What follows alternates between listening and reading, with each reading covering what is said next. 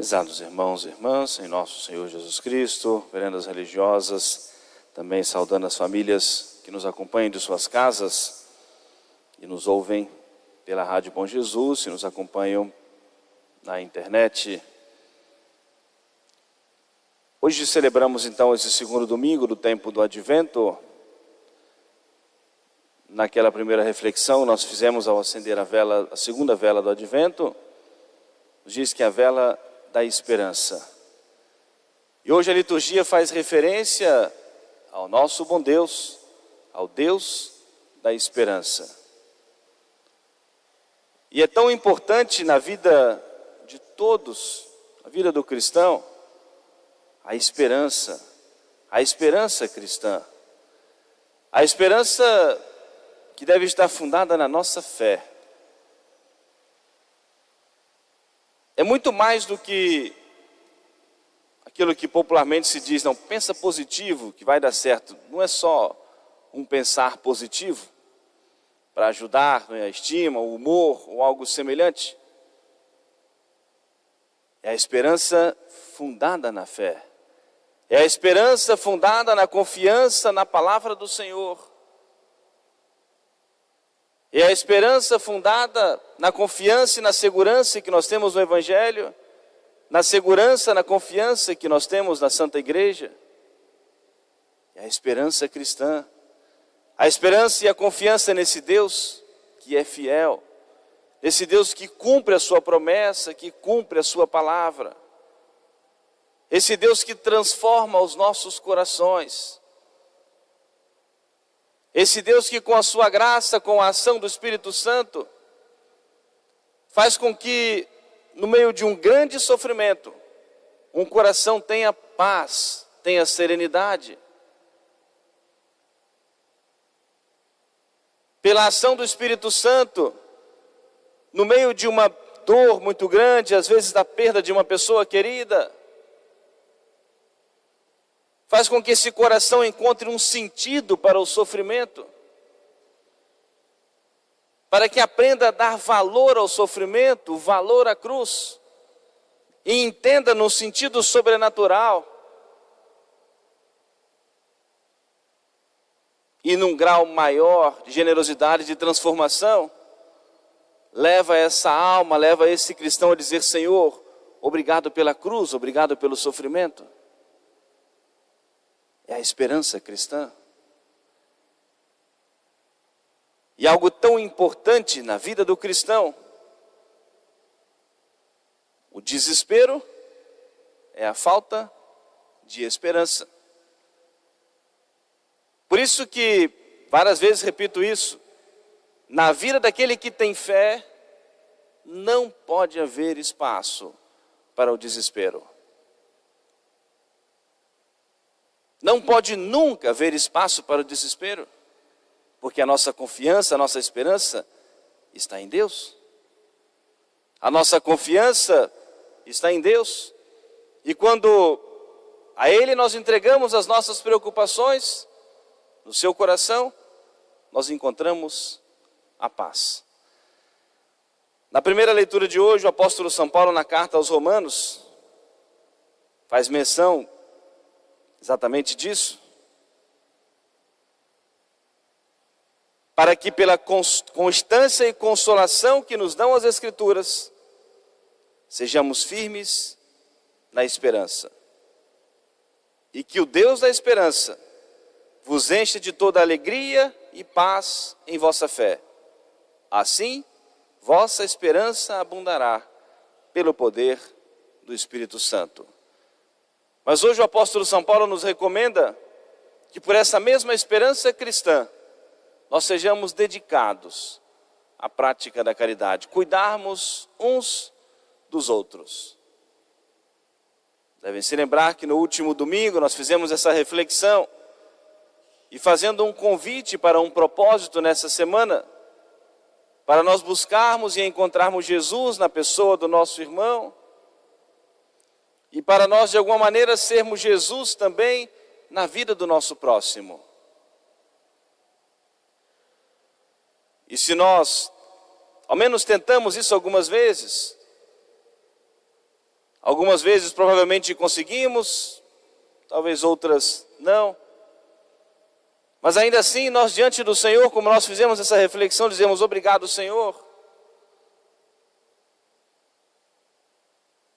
E se nós talvez nos esquecemos no decorrer da semana desse propósito, desse compromisso, da primeira semana do Advento, renovarmos diante desse mesmo Jesus, diante desse mesmo Deus que é o Deus da esperança, esse propósito, esse compromisso.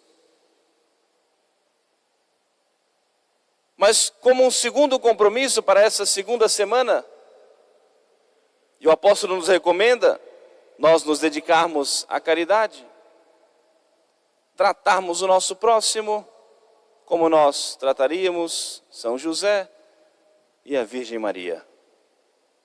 É possível, com a graça de Deus, pela ação do Espírito Santo, confiando nesse Deus da esperança, que nós assumamos e vivamos esse compromisso para essa segunda semana do Advento.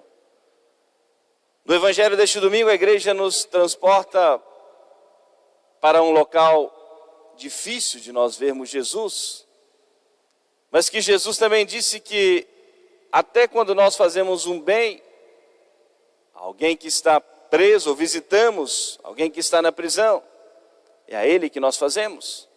Esse sentido sobrenatural em todas as nossas ações. E a igreja hoje nos leva a nós encontrarmos com João Batista, que está na prisão. E mesmo fisicamente impedido de sair, de ir e vir, mas aproveitava ainda aquela oportunidade, aquela ocasião para evangelizar. Começa a vida pública de Jesus, está começando a vida pública de Jesus. Começa a acontecer os milagres, as multidões se encantando por Jesus, seguindo Jesus. E com a fragilidade humana, e com o pensamento ainda muito travado dos judeus naquela esperança errada do Messias como um grande libertador, um grande general, um grande governante. E aqueles que tinham esse pensamento que era muito arraigado na própria cultura judaica,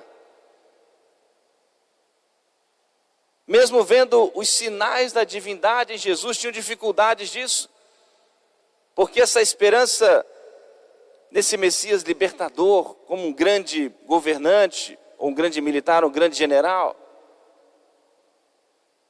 E alguns discípulos de João Batista foram na prisão, tiraram alguma dúvida, esclareceram alguma dúvida se de fato esse Jesus que estava aí pregando era de fato o Messias, o Salvador. E João Batista sabiamente, dando um ótimo conselho, ao invés de alimentar a confusão naquelas cabeças, ao invés de alimentar as críticas que eles estavam fazendo ao próprio Jesus, aquele grupo que foi conversar com ele, ao invés de querer chamar a atenção para ele mesmo, eram discípulos dele, sabiamente João Batista indicou a eles: ides vocês mesmos, vão lá perguntar a Jesus, e vão fazer a ele esta pergunta: és tu aquele que há de vir, ou devemos esperar ainda por um outro? Na vida de todos nós, prezados irmãos e irmãs, surge oportunidades de nós evangelizarmos. Deus muitas vezes providencia que pessoas se aproximem de nós, para que nós sejamos instrumentos para aliviar uma consciência, para indicar um caminho reto. Que nós tenhamos um grande cuidado para nós darmos sempre bons conselhos. Se não for para dar um bom conselho, cale a boca, fique quieto, não diga nada. O quanto faz mal, o quanto é um contra-testemunho cristão. Alguém que muitas vezes, às vezes num grupo de amigos, de colegas, talvez manifestar erros cometidos, às vezes até se vangloriar disso.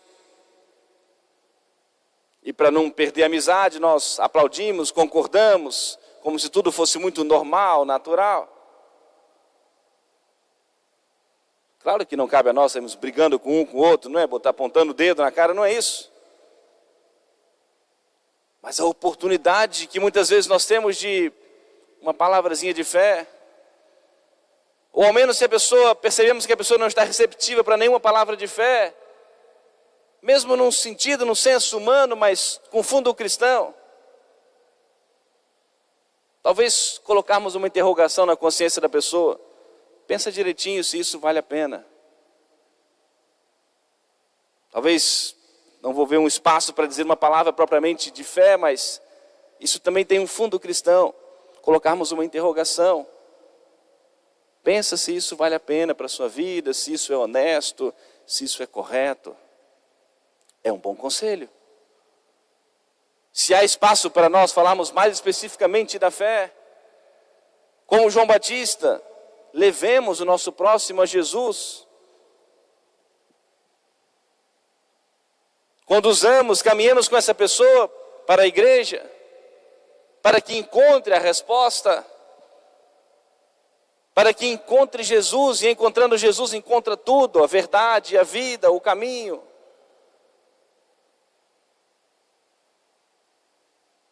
Nós somos responsáveis, prezados irmãos e irmãs, pelas nossas palavras, pelos nossos gestos, pelos nossos exemplos. Ninguém pode dizer assim, não, a pessoa seguiu o conselho porque quis, mas eu só apenas falei. É responsável. Se incentivou, se motivou. E se era uma coisa grave, se você não disse nada contra, concordou com aquilo. E muitas vezes vai surgir a ocasião em que nós temos que defender propriamente a fé católica, a doutrina cristã católica, defendermos a causa de Deus, a honra da igreja. Oportunidades aparecem na vida de todos nós. E João Batista sabiamente encaminhou esse grupo de pessoas para Jesus. Ides lá perguntar a Jesus, és tu aquele que há de vir? Ou devemos esperar por outro? E chegaram lá, diante de Jesus, e chegaram com uma carteirada, enviados por João Batista. Tinha lá preferência para fazer uma pergunta a Jesus. Em nome de São João Batista foram perguntar a Jesus, és tu aquele que há de vir? Ou devemos esperar por outro? E mais sabiamente ainda, obviamente, o Filho de Deus, Jesus sabendo que São João Batista havia enviado aqueles homens, não propriamente por uma dúvida da sua consciência, mas para esclarecer a consciência daquele grupo de pessoas, Jesus mandou que eles fossem dar uma resposta a João Batista, mas que na verdade era para eles, para que eles percebessem os sinais. O pior cego é aquele que não quer ver. Não só não pode, mas não quer. Estava tão claro. Os sinais de que Jesus era o Filho de Deus. As profecias todas se cumprindo na vida de Jesus. E a resposta de Jesus. Ides dizer a João aquilo que vistes e ouvistes. Depois da pregação, Jesus fazia muitos milagres. E aqueles homens foram testemunhas disso. Vão levar essa resposta a João Batista. Os cegos veem. Os paralíticos andam, os surdos ouvem, os mudos falam, os pobres são evangelizados. Feliz é aquele que não se escandalizar por causa de mim, bem-aventurados. E Jesus citando para aqueles homens que eram conhecedores da Escritura, mas que tinham esse entendimento errado do Messias, citando o profeta Isaías, que séculos antes de Jesus, já anunciava que quando viesse o Messias, os cegos iriam ver, os mudos falarem, os surdos ouvirem, os paralíticos andarem, todos seriam evangelizados. Com certeza, a alegria de João Batista ao receber o retorno daqueles homens, a resposta que Jesus deu, e que com certeza tranquilizou, acertou a consciência daqueles homens que estavam de bom coração. Agora, já para nós concluirmos a nossa reflexão, se esse argumento que Jesus deu, citando o profeta Isaías, era algo tão significativo como um sinal da vinda do Messias, e era preciso e era necessário que eles acolhessem esses sinais, a pergunta, a interrogação para nós é: o quanto nós estamos dispostos também a sermos curados por Jesus? Ao celebrarmos esse Natal, renova-se a graça do nascimento de nosso Senhor, renova-se o cumprimento das profecias sobre o Messias, quando vier o Messias. Renovarmos a graça do Natal de nosso Senhor. Os cegos vão ver, os surdos vão ouvir, os mudos vão falar, os paralíticos vão andar. O quanto nós precisamos pedir a nosso Senhor que abra os nossos olhos, para nós vermos com clareza a sua vontade, para nós vermos a Ele na vida do nosso irmão. Que abram-se os nossos ouvidos, para nós sermos mais dóceis em escutar a palavra de Deus. Na cerimônia do batismo, dentro de todo o rito do batismo, há um momento em que o padre toca os sentidos da criança, toca os ouvidos da criança, e com essas palavras, éfeta, e quer dizer, abre-te. E o sentido, o significado, é para que a criança aprenda a ter o gosto pelas coisas de Deus. Não só ouvir, e toca também o nariz, como que sentir o perfume da virtude, da graça. Para que aprenda a ter o gosto, saiba saborear as coisas de Deus. Sermos mais dóceis, os nossos ouvidos mais abertos, para nós acolhermos o nosso coração. Nós temos a coragem de sermos curados na nossa mudez espiritual. Temos a coragem de pedir a nosso Senhor que Ele nos mostre com clareza e que Ele nos dê a graça para nós mudarmos aquilo que for preciso, custe o que custar. Mas com coragem, nós pedimos a nosso Senhor e não nos calarmos, porque o Senhor vem para curar a nossa mudez espiritual, sobretudo. Se podemos ir e vir, podemos caminhar, mas muitas vezes ficamos paralisados. Poderíamos tirar um tempinho mais para vir à igreja. Poderíamos tirar um tempinho a mais para nós irmos fazer uma adoração ao Santíssimo Sacramento. Uma Santa Missa a mais, além da nossa Santa Missa Dominical, que é o estrito da nossa obrigação. Um passo a mais para nós praticarmos a caridade. Um passo a mais para nós visitarmos o enfermo, às vezes ao lado da nossa casa. Pedimos ao nosso Senhor que cure muitas vezes essa paralisia. E que nós estejamos prontos para essa caminhada com o Senhor. E assim poderíamos fazer inúmeras aplicações. Supliquemos a intercessão da Virgem Maria, aquela que de modo mais puro, pleno e perfeito preparou-se para o nascimento de nosso Senhor. Que nós cuidemos do nosso irmão, da nossa irmã, cuidemos do nosso próximo no decorrer dessa semana. Tratemos como nós trataremos São José e a Virgem Maria. E que a Virgem Maria alcance do seu Filho Jesus para nós as graças de nós, generosamente, pedirmos a Jesus, ouvirmos a sua resposta e nos colocarmos em ação. Para nós, com a igreja, nos aproximarmos do presépio, celebrarmos o nascimento de nosso Senhor, acolhermos Jesus em nossos corações, para um dia gozarmos da felicidade no céu. Amém. Louvado seja nosso Senhor Jesus Cristo.